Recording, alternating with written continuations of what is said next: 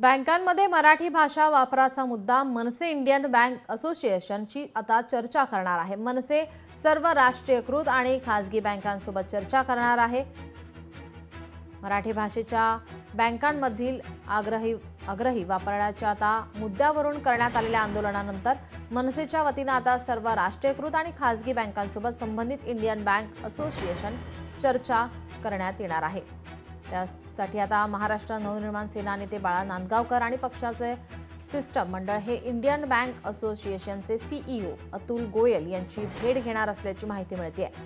आज दुपारी 12:30 वाजता ही भेट होणार आहे, बैठक होणार आहे। त्यांच्यामध्ये मराठीच्या मुद्द्यावर चर्चा होणार आहे। मराठी भाषा वापरण्यासंदर्भात ही चर्चा होणार आहे। खासगी आणि राष्ट्रीयकृत बँकांमध्ये मराठी भाषेचा वापर करण्यात यावा आणि रिझर्व्ह बँकेच्या नियमांची अंमलबजावणी व्हावी ही मागणी मनसेकडून करण्यात येणार आहे।